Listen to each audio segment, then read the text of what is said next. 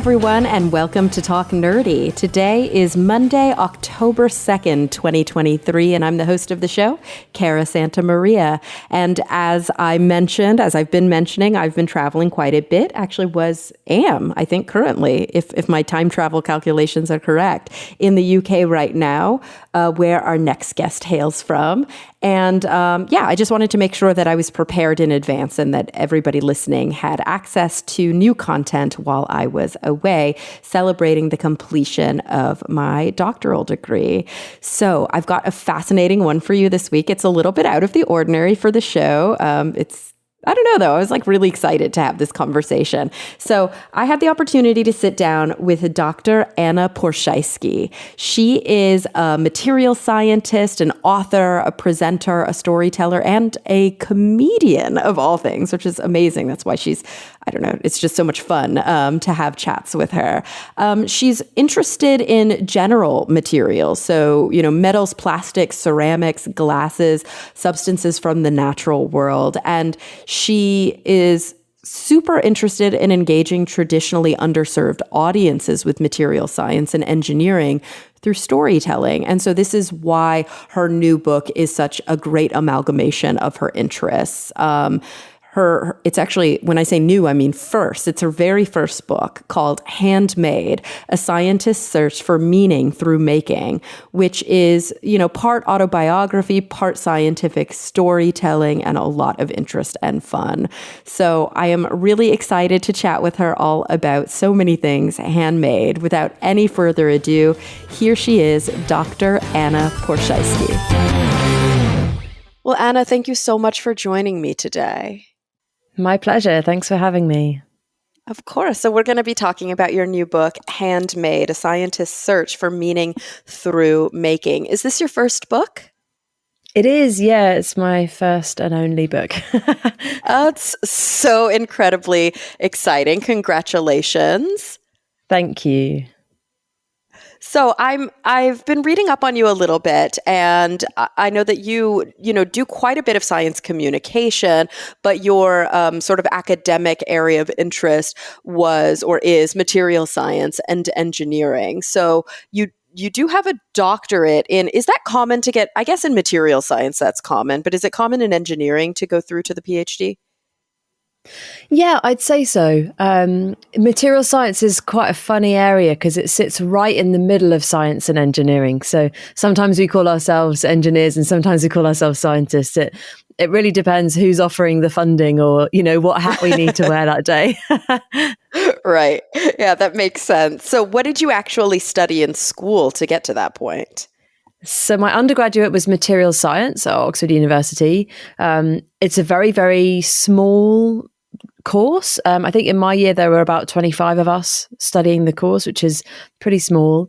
There's only 7 universities in the UK, I think, that offer material science at undergraduate. So, it's a very, very niche thing to be able to study it at that level.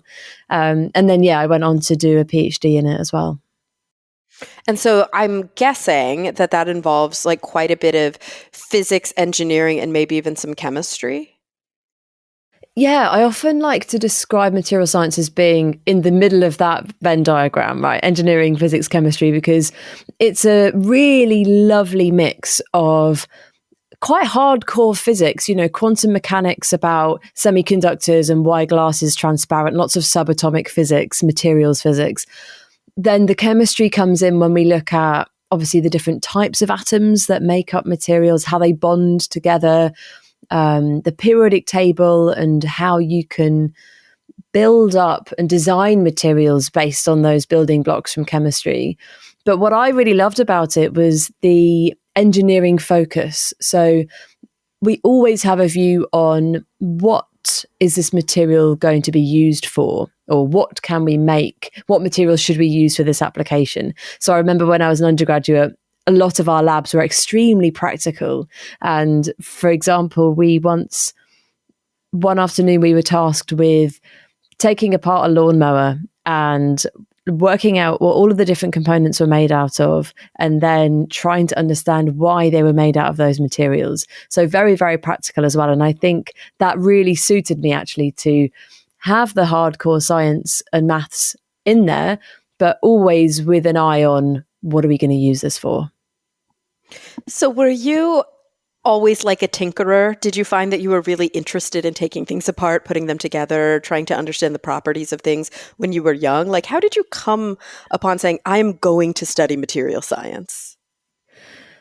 For me, my path into material science was a complete accident. And that's one of the stories that I include in this book, Handmade.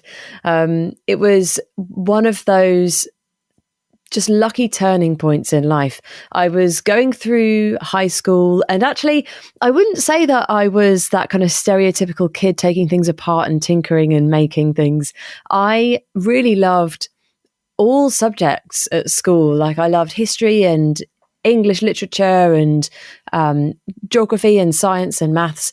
And it was really hard for me to think about what I wanted to do in the future.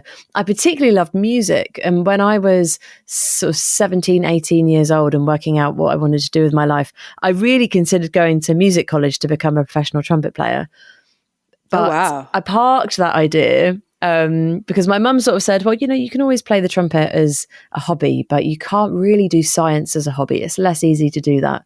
So I decided to apply to undergraduate to university to study physics because I loved maths. I was enjoying physics at school. But in the year that I applied, the Department of Material Science at Oxford were really low on applicants because it is this very niche subject, like I mentioned earlier. Lots of people haven't heard of it. I certainly hadn't heard of it when I was a teenager. And so they wrote to the people that had applied for physics to invite them to interview for material science as well.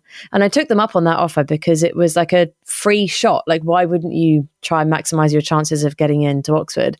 So that's what I did. And I went to the interviews. When you interview for Oxford, you go for like 2 or 3 days and you stay overnight in these kind of Harry Potter colleges and you get interviewed and grilled by all these like terrifying professors. And actually, my material science interview was not what I expected. It wasn't terrifying. The professors were extremely friendly. It was a very, unlike the physics interviews, which were conducted in these sort of big, grand offices full of, you know, leather-bound books and all that sort of stuff, the stereotype that you might have in your head. My material science interview was much more relaxed. And I remember they just put a hunk of metal on the table between us and said, what do you think this is made out of? And how do you think it broke? And then the conversation went on from there. And so a couple of weeks later, it was Christmas Eve. And I remember the post sort of flopping onto the doormat downstairs and my dad creeping up the stairs and handing me this white envelope. And I opened it up and it said, congratulations, we're delighted to offer you a place to study material science. And at that point, I was like, what have I done? Oh no, I don't know what this subject is. I don't know what it involves. But of course I couldn't turn down that place. And so it was a complete stroke of luck that was the way that that the kind of coin landed, really. And I've never looked back. I love those kinds of stories where there's just kind of a bit of a random left turn in life and you commit to it and then like all these beautiful doors open up. And so, you know, obviously as you continued on your journey and you became expert in this area, I'm curious what kinds of materials, like if you had a specific focus throughout your graduate training. The undergraduate course at Oxford is very, very broad. So they focus on the main groups of materials that listeners will be familiar with: metals, plastics, ceramics, glass, and then some other slightly more niche ones like semiconductors or biological materials. And so they kind of take us through the engineering, physics, and chemistry of those sorts of materials. But like I said, I thought I was going to be a physicist and I had to make a quick about turn into this world of materials. And it was the material of glass that actually was my way into material science as a budding physicist, I think, because glass is a very physicsy material.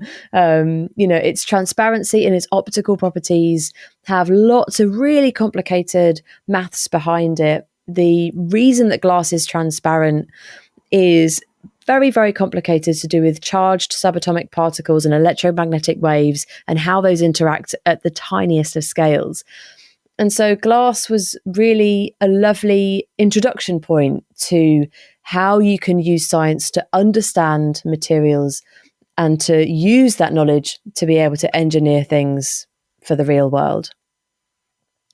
Lovely. And so what was do you do a classical in material science? Do you do like a classic doctoral thesis when you are completing all of your advanced coursework and degrees? Like, do you do a deep dive project? Yes. So So my what did you doctoral study thesis, for that?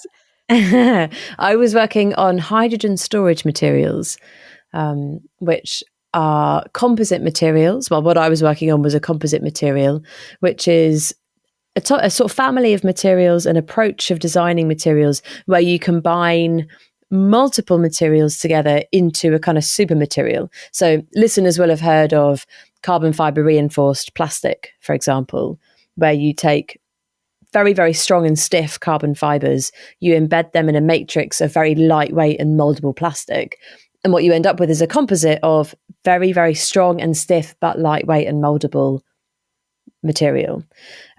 So what I was doing in my doctorate was taking the approach of combining two different materials together to bring together their beneficial properties. It wasn't a structural material like carbon fiber, it was a hydrogen storage material. So we were trying to find ways to store and transport hydrogen, which is normally a gas. Listeners will be thinking that that's a gas. We were trying to get that into solid materials and use that as a stable way of transporting hydrogen. Hydrogen, people might be aware, is a really exciting prospect for a future sustainable energy solution. It's got lots of energy inside. When you can get that energy out and there aren't any nasty greenhouse emissions or anything like that. So it was quite a new technology. It was a very exciting project. I was working with industry as well. And some of the tales from my PhD are in this book as well. The sort of, the ups and the downs.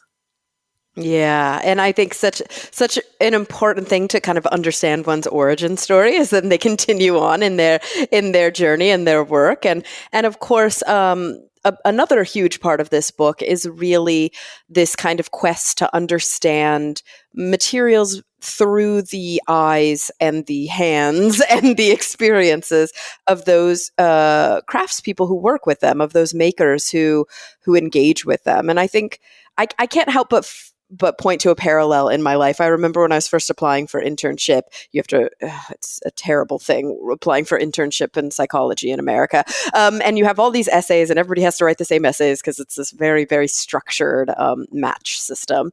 And I remember talking in one of my essays about the experience of attending a pride parade and sort of how you can write about this academically. You can write about identity and identity development, and you can write about gender, and you can write about intersectionality and intersubjectivity, and how we develop a sense of self from a psychological or sociological perspective. And then you can go to a pride parade and you can just be there. And it's a completely different experience than anything you ever would have written on paper. And I can't help but feel a huge parallel between sort of the central thesis of your book, that you can study these things academically and know so much about their properties down to like the subatomic particle level.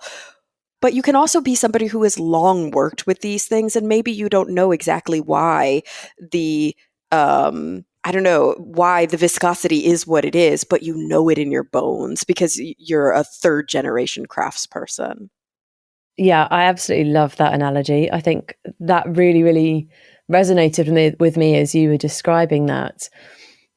I think part of what led me to want to explore this world of craftspeople and really understand this other side of materials was kind of a maturing, maybe as a person, as a scientist, particularly when you're embedded in an academic world.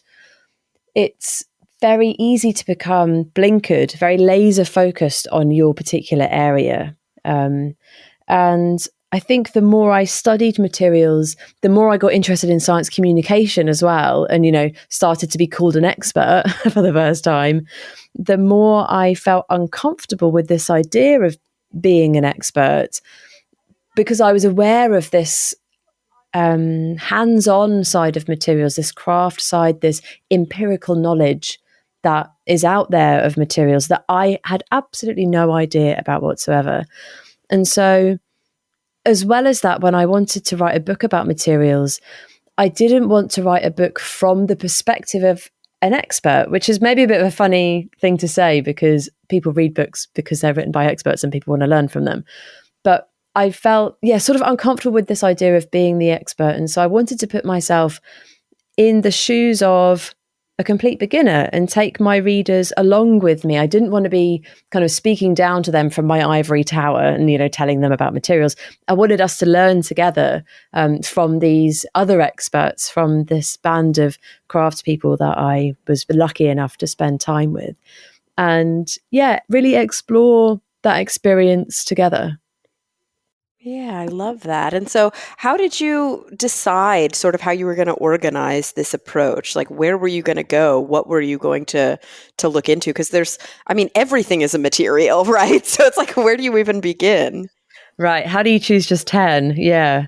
There's a couple of thought processes that led to how the book is structured. I knew that I was going to do 10 materials because basically the length of a popular science book is about 80,000 words, and you divide that up into chapters, you're left with about 10. So I knew there was going to be 10. I wanted there to be a narrative arc to the overall story of the book, which meant starting with the materials that were familiar to me as a material scientist. I mentioned some of those earlier: metals, plastics, ceramics, glass. So the book opens with glass, which, as I said, was my kind of introduction to materials. Then we talk about plastic, steel, brass, and clay, covering a lot of the big sort of classic materials in material science. Then the second half of the book takes a bit of a leap of faith really into the world of craftspeople. There are lots of materials that material science, as a traditional subject, doesn't tend to focus on so much. So the second half of the book is sugar, wool, wood, paper, and stone, materials that are much, much more in the realm of craft than they are in material science, as it is traditionally studied. So that was one aspect, was sort of that propulsion from my nice, comfortable home of science into the world of craftspeople in the second half. The other aspect, though, was that every chapter in my book is a personal story.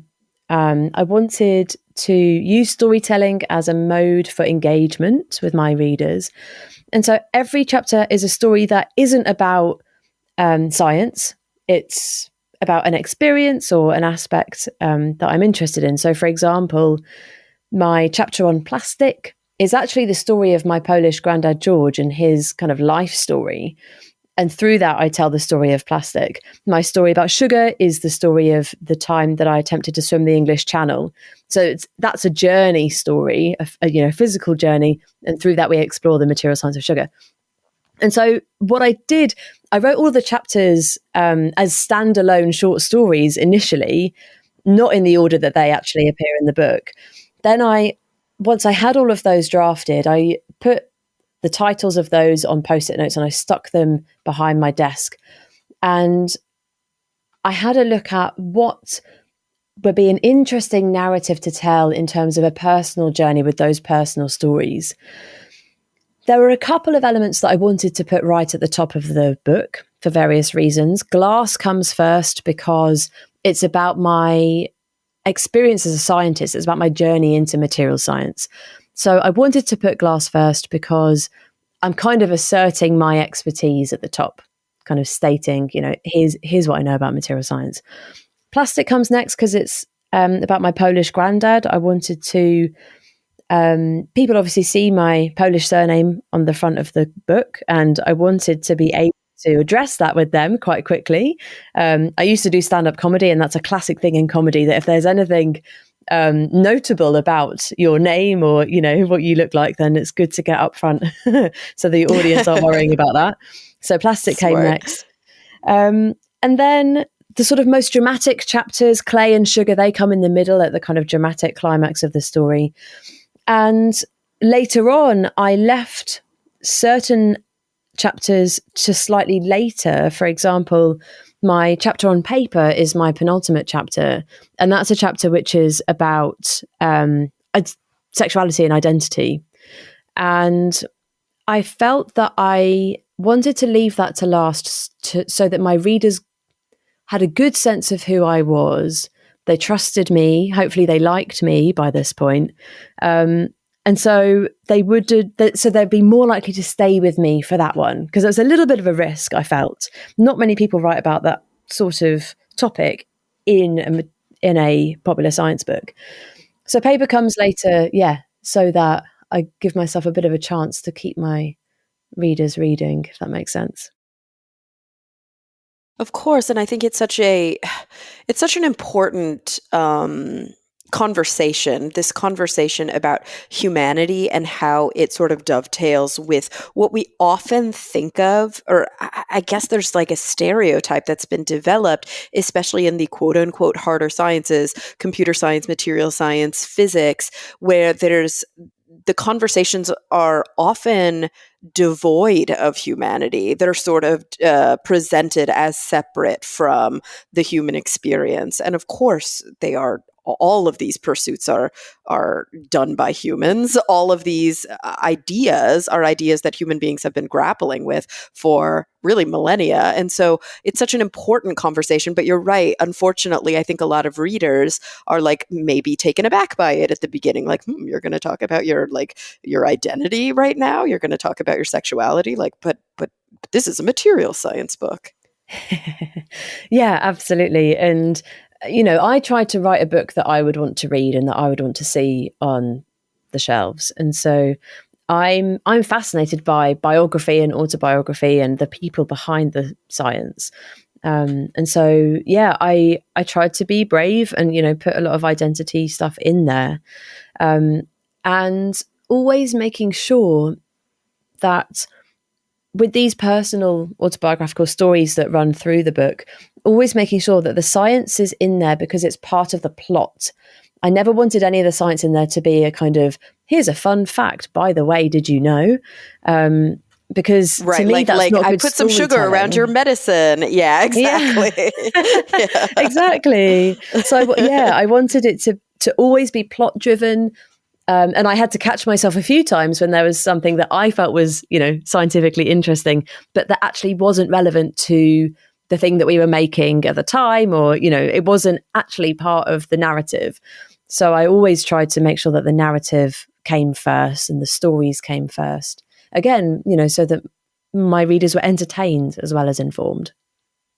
Yeah. And I mean, not to make this about our sort of common humanity here, but I'm curious, your experience, obviously, as a woman in a field that, I don't know, historically has been mostly dudes, but then also venturing into this experience of working with craftspeople who have always had a lot of gender diversity. I'm really curious about your experience in academia versus your experience engaging with individuals who are actively working with these materials, sort of from an identity perspective. Oh, that's a fantastic question. My experience as a scientist has been extremely mixed. When I was studying my undergraduate, our class was, pretty much 50-50 men and women. Same with the faculty, actually. I had lots and lots of women professors.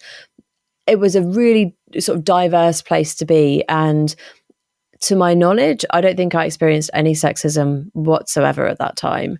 That changed when I started my PhD and I entered the world of research, which was for me and where I was, it was a much more macho environment.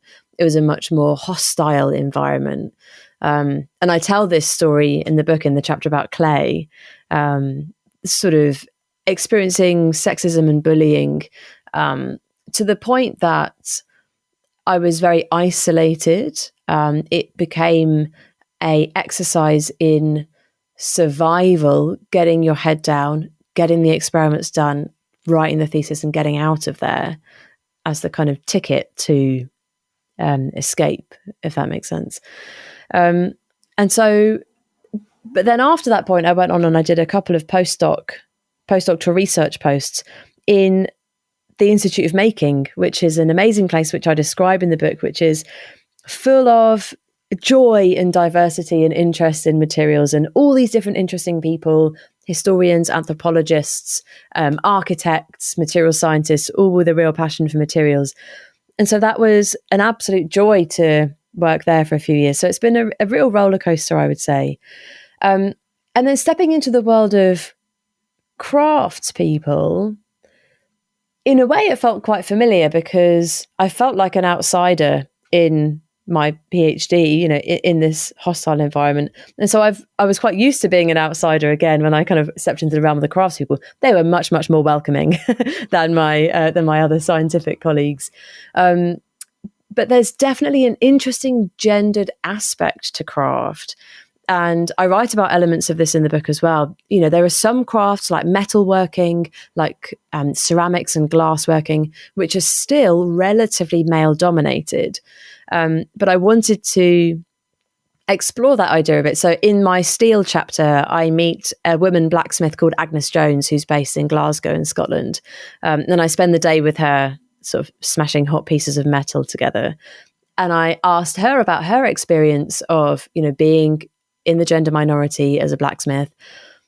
And her response was actually very inspiring. You know, she sort of said, there are times when you go into a hardware store wearing a dress and, you know, they'll look at you as if you're an alien that's walked in off the street.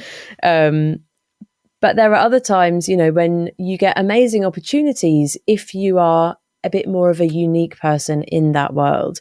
Agnes, she's very well known now, you know, in the blacksmithing world, and she described it as generally a very welcoming and kind of supportive environment. So I wanted to seek out positive stories like that as well in the book.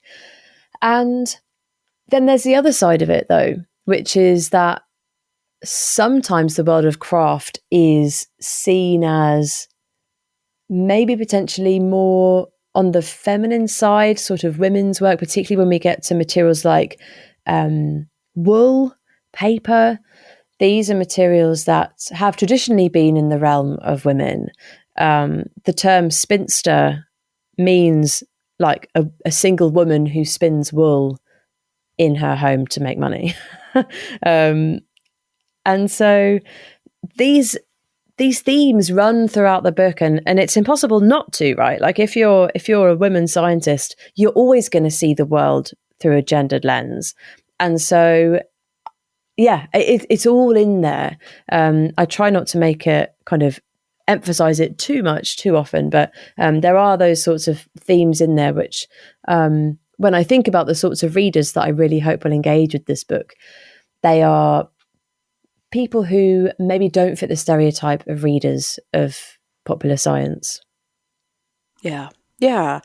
You know, it's, I've sort of noticed that throughout my, I guess, development as a science communicator and now a psychologist, because I went from what we might consider more of a hard science in the neurosciences, and then, you know, working basically full time as a freelance science communicator for many, many years, and then going back to school and like diving back into academia in a much more actually like woman dominated field. And what I found, which is fascinating to me, is still to this day, the listenership of this podcast is like 80% male, even though like all of my guests are women and, you know, non-binary and like cis and trans women. Like I've had a handful of cis men in the past few years, but like really it's been like very, very dominated by the perspective of women on the show. But I think because of the subject matter, early on,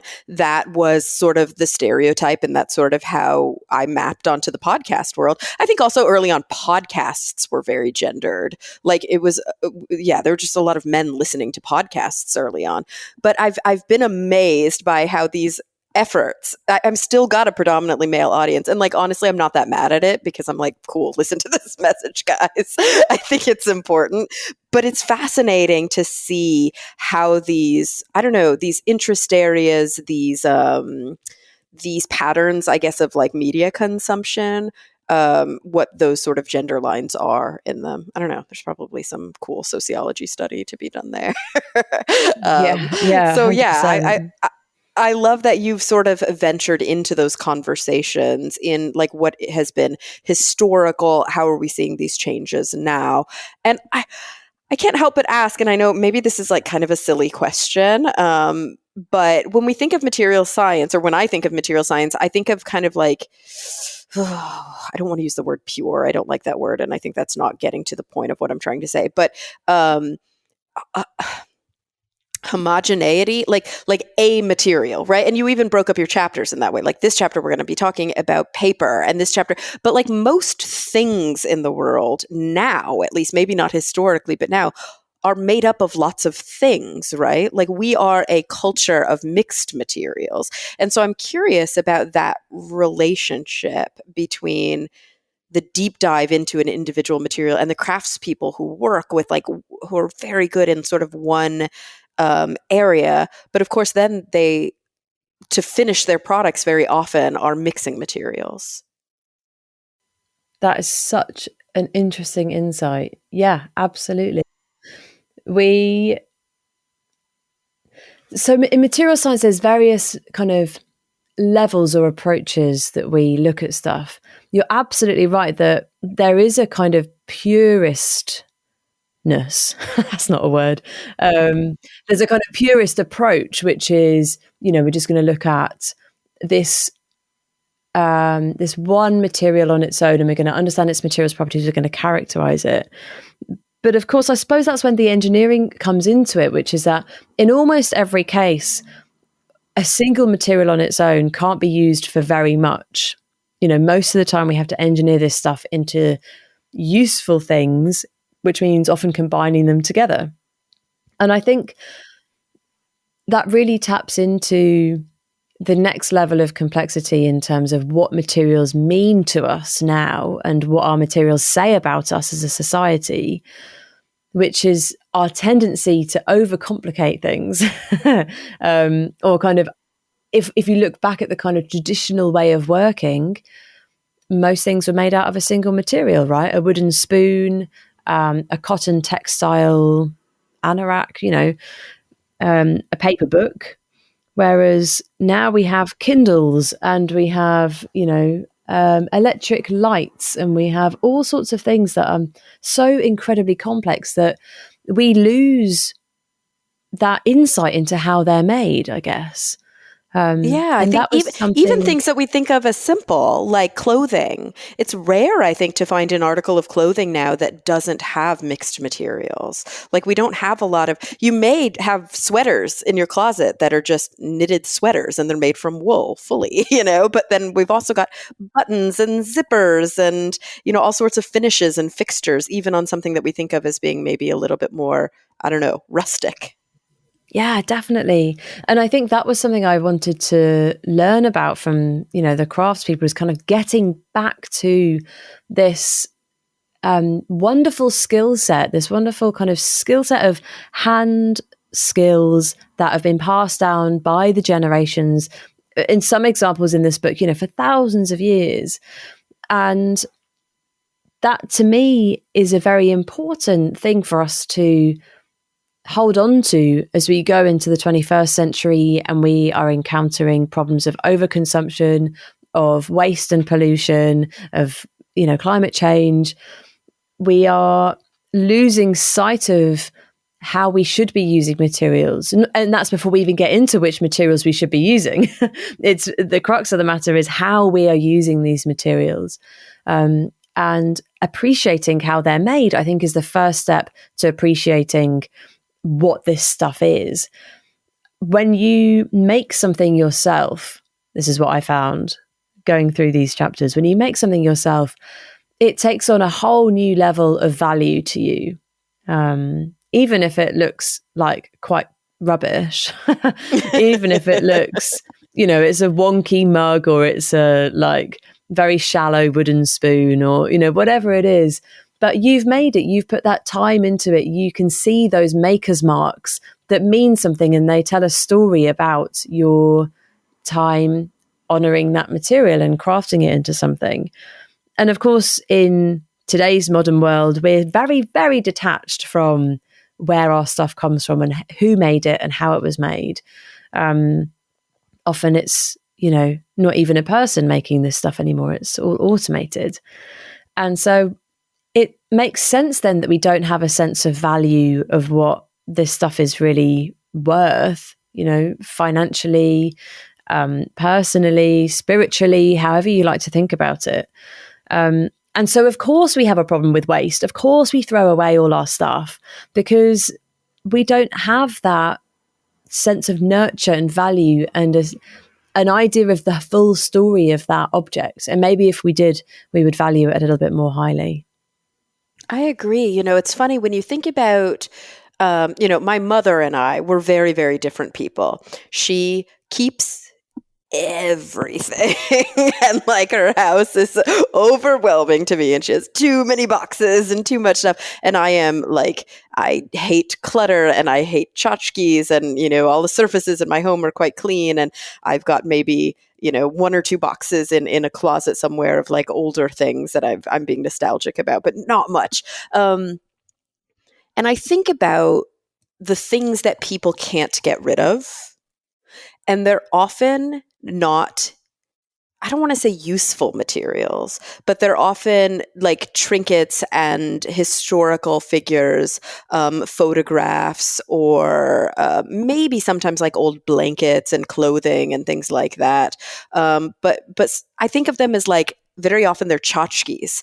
And so they live in boxes, and then people maybe will do some life review from time to time and look through them and feel all those bittersweet nostalgic feelings. But what if the things for most of us that were so meaningful like that were also the things that we use every day?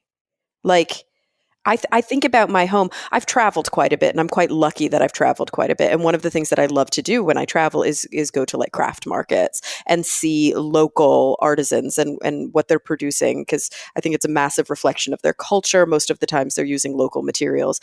And so when you go through my home, the spoons in my kitchen were often hand carved by the artisans where I bought those spoons. Like, I love those kinds of things because every time I'm cooking, I'm remembering that experience I had.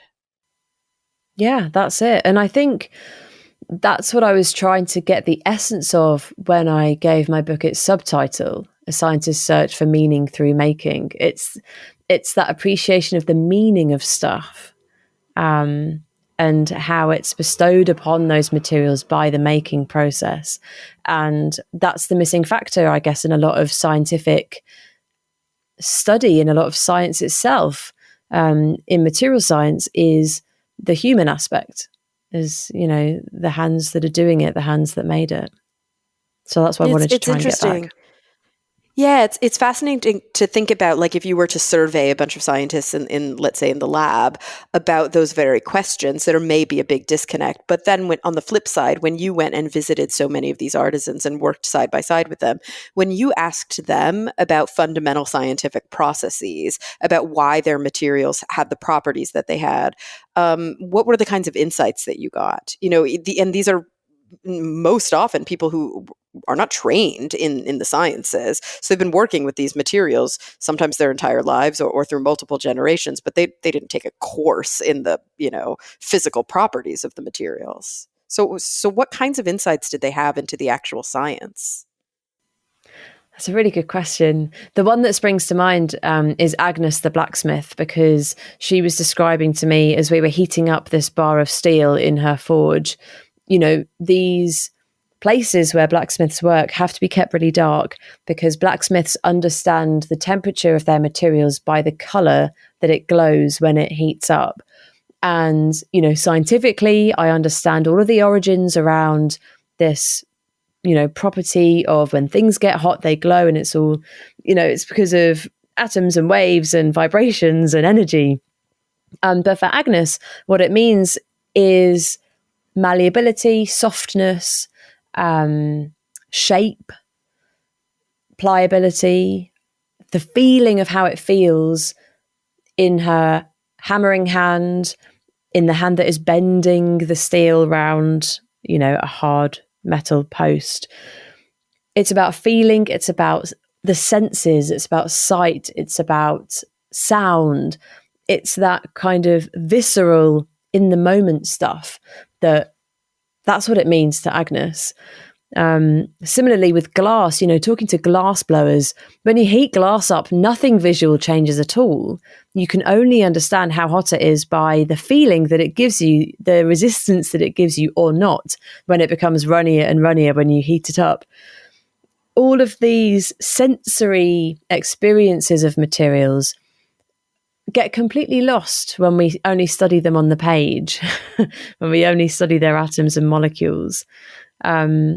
And so their insights was to do with the here and now, the sensory aspects of these materials.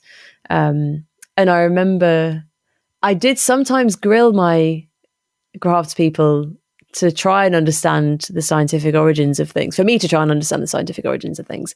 And I remember I interviewed a silversmith called John Cussell, who works in Grantham in the UK.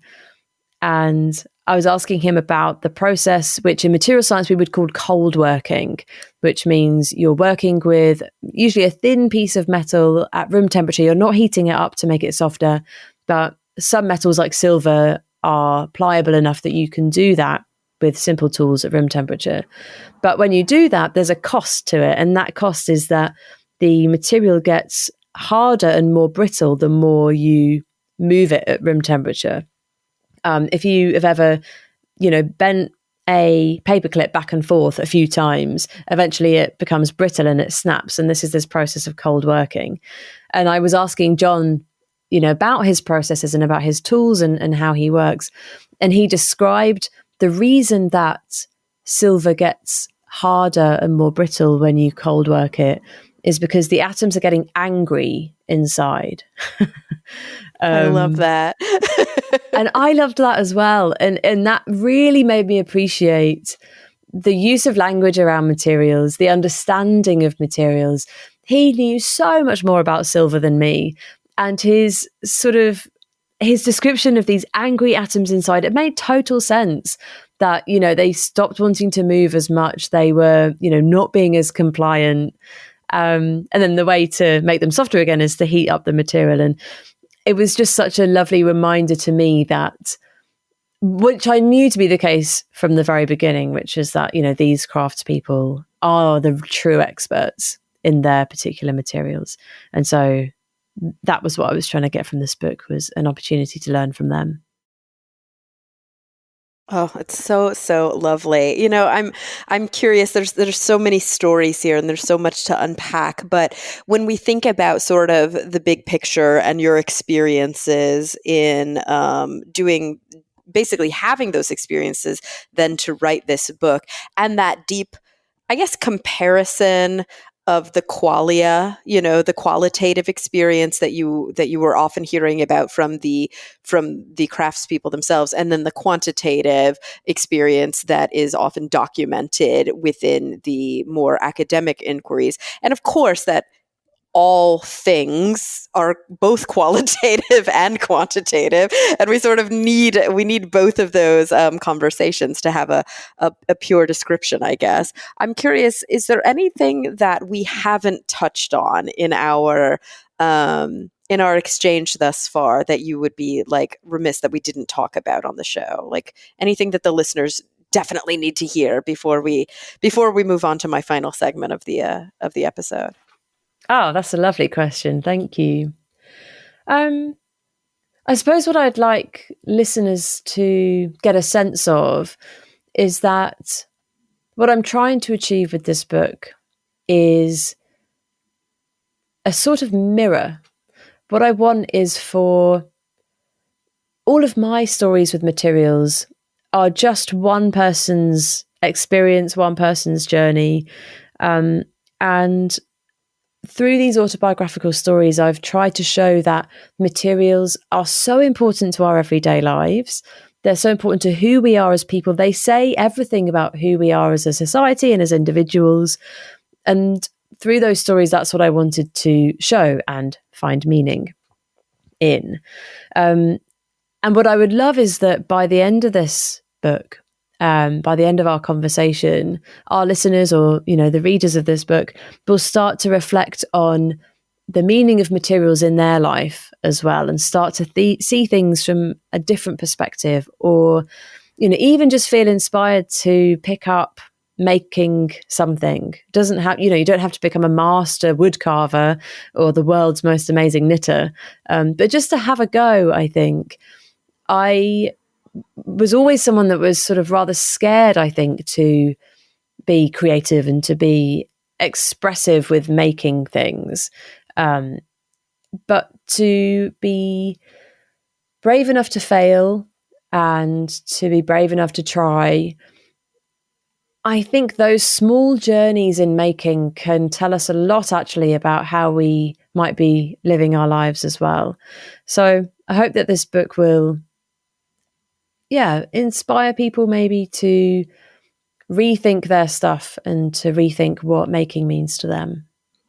I love that so much. And I have to say, it resonates for me really deeply during the pandemic. And I know this was the case for a lot of people. I sort of got into crafts in a way that I hadn't before, just because I had so much time to reflect and to be able to, really focus. And, I wasn't one of those people who was making sourdough bread. But I did get involved using these craft kits that helped me because, of course, I was exactly the person you just described who was like, I'm going to make it ugly.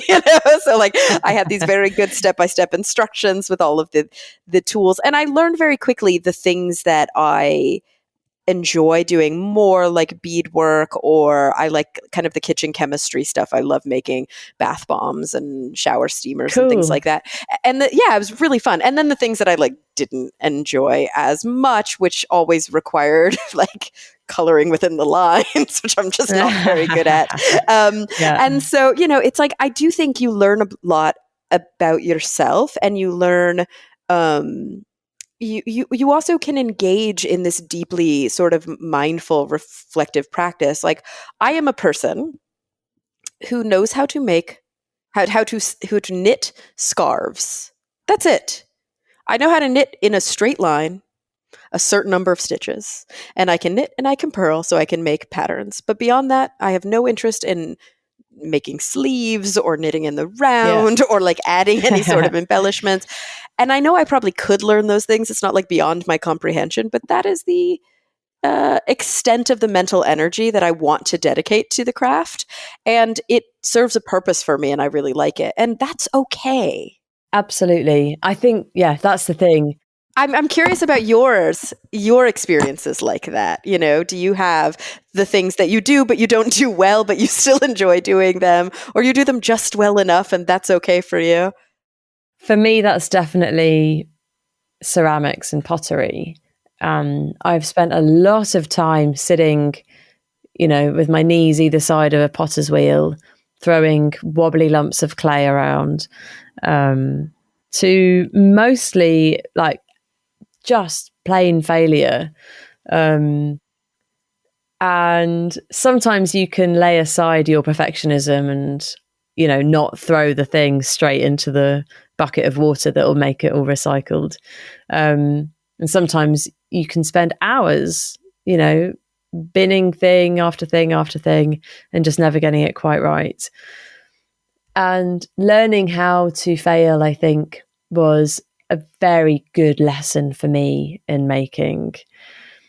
I also have been into knitting, and I think the mathematical nature of knitting patterns sometimes makes failure seem like a very high stake. If you miss a stitch or you miscount something, and learning to let go of that exactness and just thinking, well, if it's a couple of stitches shorter at this point, no one's really going to notice. It's not going to be as if there's no arm or there's, it doesn't actually matter. And for me, that was a very, very good lesson was, it's going to be fine. It actually doesn't matter. It makes it real and raw. And, it's like I think every scarf I've ever knitted for somebody has a hole in it, like where I dropped a stitch. I just don't, it's like, well, at least a machine didn't make it. And this is it. Those mistakes show that it's an object of kind of human creation, which means that there should be mistakes, and there should be a story behind that object. And that's the brilliant thing about handmade stuff is, once you start making, I think you start to look for those mistakes and to look for those kind of quirks and uniquenesses about handmade objects, because that's the story of that object, and that has a person behind it and their entire story behind it as well. And that's, to me, what lends value to stuff. So, your wobbly scarves, I'm sure your friends and family are wearing them with pride because you made them. And that's what matters. I hope so. And that actually reminds me, sorry, I'm like, we're done. And then I keep talking. Right. But that reminds me of this last trip that I took with some other students here at the university where I'm doing my internship. We went to Eswatini in Southern Africa to do some work with some victims, unfortunately, of domestic violence, and some children who were sadly orphaned by just the horrible HIV and AIDS epidemic over the past several decades. And while we were there, obviously, we met so many brilliant people. And there are I always buy too many handicrafts whenever I travel. But there are two things I took home that stick out to me the most. I mean, there are a lot of things that I took home, but the two that stick out to me the most are in one of the schools, they were learning to whittle. And so they were learning how to hand carve these spoons. And the spoons are really beautiful from this local wood. And I was talking to the teacher who was teaching, and it was really cute because I was like, the kids made these? And he was like, well, he was like, wait, they're learning. They helped. And I was like, they are like almost too perfect. And so we discussed personalizing them more. And so I purchased like 6 of them to give to people as gifts. And he took them back and had the children carve their names into the handles. And they're so much more meaningful to me now. And the carvings are really wonky and crooked and beautiful. And I love it so much because now I know whose hands, were practicing with this craft and who was learning this skill. And something similar to that, which anybody who's lived in Southern Africa knows about tire flops. Like I bought some flip flops while I was there, and it's very common. You can buy these in craft fairs and on the streets. And they're these beautiful shoes that are handmade out of old tires. And they're just brilliant. Like, what a perfect material to be the sole of a shoe. Wow.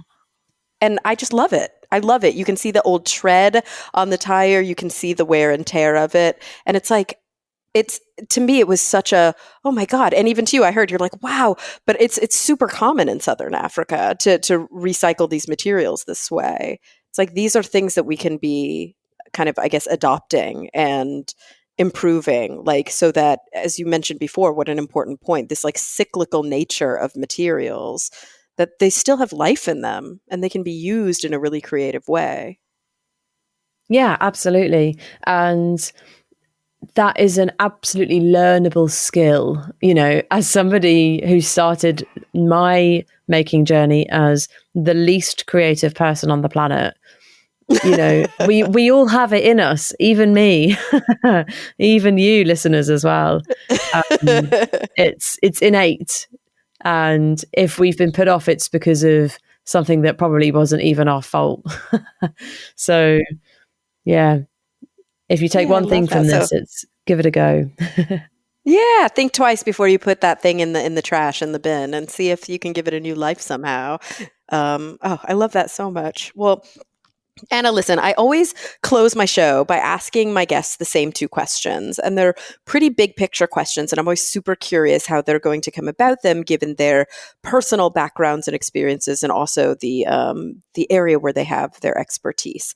So, apologies for throwing these at you so out of left field, but when you think about the future in whatever context feels relevant to you, so this could be personal, it could be professional, it could be local, communal, societal, global, cosmic, whatever context feels relevant. The first thing is, Where are you struggling to, like, what's keeping you up the most at night? Where are you finding that you are struggling with pessimism or maybe even cynicism, and that you're really, really worried about when you think about the future? And then on the flip side of that, so we end on, a more positive note, where are you actually finding your hope and your optimism? Where are you authentically, or what are you authentically really looking forward to?